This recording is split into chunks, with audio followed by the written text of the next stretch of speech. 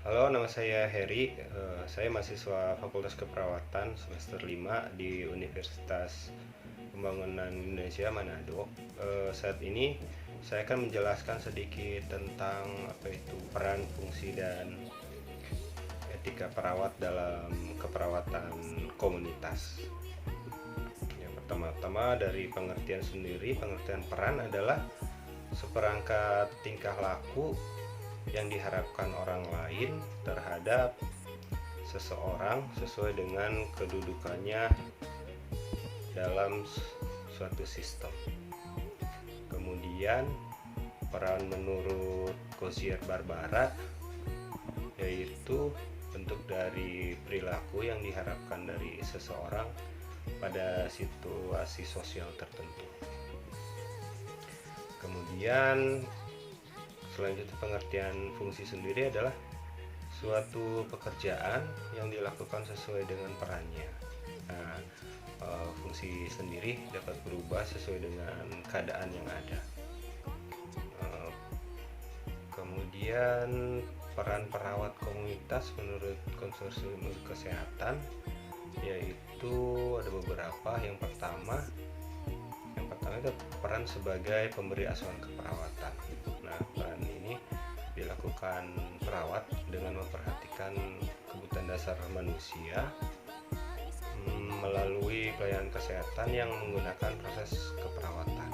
Kemudian yang kedua, peran sebagai advokat, artinya membantu klien dan keluarga dalam menginterpretasikan berbagai informasi dari pemberi pelayanan kesehatan, khususnya dalam pengambilan persetujuan.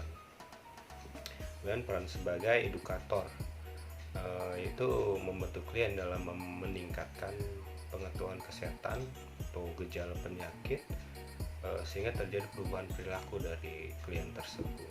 Nah, peran yang keempat sebagai koordinator untuk mengarahkan, merencanakan, serta mengorganisasikan pelayanan kesehatan dari tim kesehatan sehingga pemberi pelayanan kesehatan dapat terarah sesuai dengan kebutuhan. Dan yang terakhir, peran sebagai kolaborator. Perawat bekerja melalui tim kesehatan yang terdiri dari gizi, dokter, apoteker, fisioterapi, dan lain-lain, dan berupaya mengidentifikasi pelayanan keperawatan yang memperlakukan termasuk diskusi dalam penentuan bentuk pelayanan selanjutnya.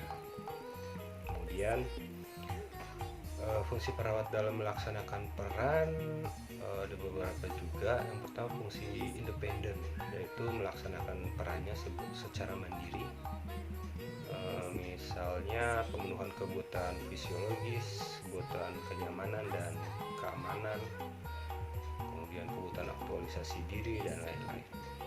Fungsi yang kedua itu fungsi dependen, artinya kegiatan dilakukan dan dilaksanakan atas instruksi dari tim kesehatan lainnya, misal instruksi yang diberikan perawat primer ke perawat pelaksana.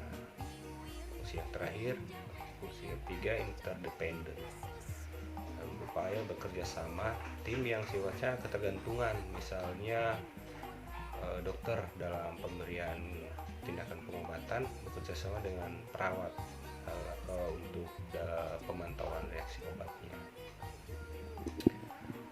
Itu saja mungkin sekilas tentang peran dan fungsi perawat dalam perawatan komunitas. Sekian dan terima kasih. Mohon maaf kalau kurang jelas atau belum jelas. Dan untuk teman-teman yang ingin melanjutkan kuliah perawatan, bisa mendaftar di Universitas Pembangunan Indonesia Manado. Kampusnya sudah terakreditasi dengan tim pengajarnya juga yang sangat berkompeten dan fasilitasnya juga sangat lengkap. Jadi silahkan bergabung bagi teman-teman yang ingin menjadi perawat di Fakultas Keperawatan Universitas Manado. Itu saja, terima kasih.